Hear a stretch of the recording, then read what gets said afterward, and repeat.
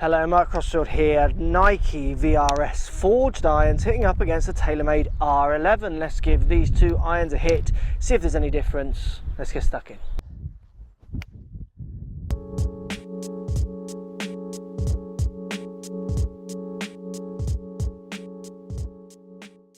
Right guys, so the VRS forged from Nike Golf hitting up against TaylorMade R11. If we look at these two irons, bottom soles on these almost identical. If anything, VRS slightly thicker but very little in it.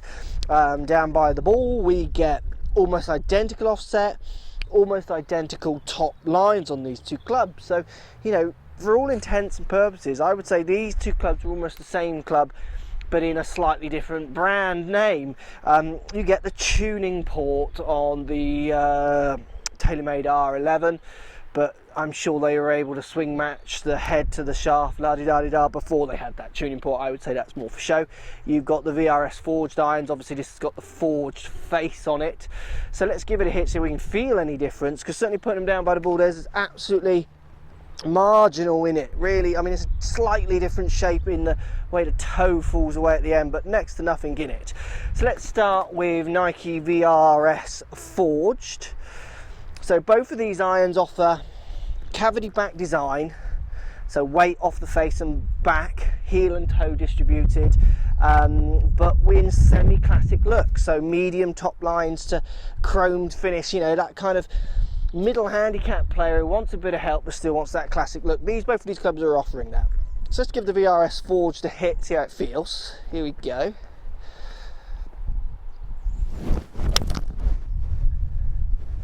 So VRS forged is very easy to launch. It's not, I wouldn't say it's a high flight, but it's certainly easy to get up in the air for your kind of forged bracket of clubs because of that cavity. The sound, then in turn the feel of this club doesn't really feel that forged. It actually feels quite loud, clippy, kind of hard, which is that, but the sounds it makes always makes you feel like it's a harder face, even though it has got the forged face. Give it another hit. I mean, it's a lovely sound off the face. It is a nice loud sound. It does make you feel like you've really nailed it out the middle, and it's a decent looking club. You know, I would like this club and get people hitting this club who say they want forged but do want help. You know, if you compare this up to, like, you know, your MP Mizuno range, or even some of the softer forged clubs from other manufacturers, I would say this one probably doesn't feel as soft as them, because it does make a little crack off the face. You know, it does make a bit of an explosive sound, which makes you then feel like it's not forged. So look, it's a good iron. It's definitely helping me get a bit of launch. Definitely it's going to be slightly more user friendly across the whole face than something that hasn't got the cavity back in it.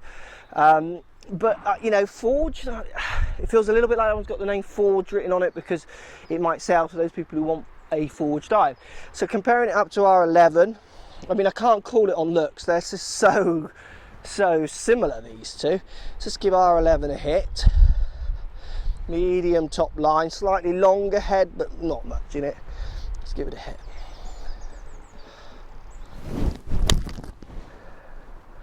Again, it's an almost identical flight, I would say, that one. It's easy to get up in the air. There's a lot of club face down by the ball, and you do feel like you're getting half decent looks with this club. You know, I've said it in other videos, R11 is, even though the advertising around it is a bit daft, it kind of does everything they say.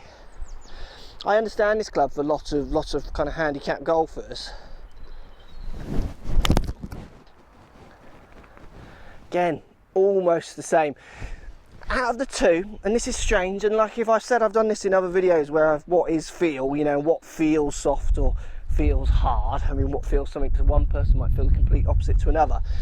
Out of the two, R11 makes a smaller sound, which then in turn makes me feel like it is a softer face. But ball flight is almost identical. In choosing these two clubs, it would be totally, for me, on branding, power of what kind of company you want to go along with. Is it TaylorMade, is it Nike? You know, for both of these clubs, the performance is absolutely nothing in it.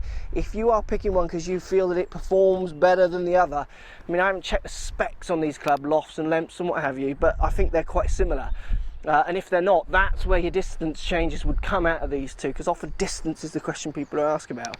For actual ball flight and feel, almost identical. I would say the VRS sounds bigger, makes it feel like a more solid contact. But if anything, if you want that softer feel, R11 beats it, even though this one's got forge written on it. It's an interesting one. Let me know what you think. Are you gonna think about buying these two clubs? Haven't, hate them, love them? Let me know. Post comments down below. I'd love to hear what you've got to say about the two. I'm struggling to choose a winner there. I can't do it. You choose. Put the comments down below. Let's see who wins. R11 TaylorMade or Nike VRS Forge. Which one do you prefer? Thanks for watching. So if you like what's going on here, don't be afraid to subscribe to the channel. Also thumbs up the video, post comments. Love to hear what you guys got to say. Let's keep it social. The more we talk, the more we share, the easier this game will get for everybody. So if you want to find me on Facebook here, you can find me on Facebook. If you want to tweet me, find me on Twitter here as well. Just follow the links, all in the description. Come and join the show. Get active, get involved, get playing some better golf. Thanks for watching.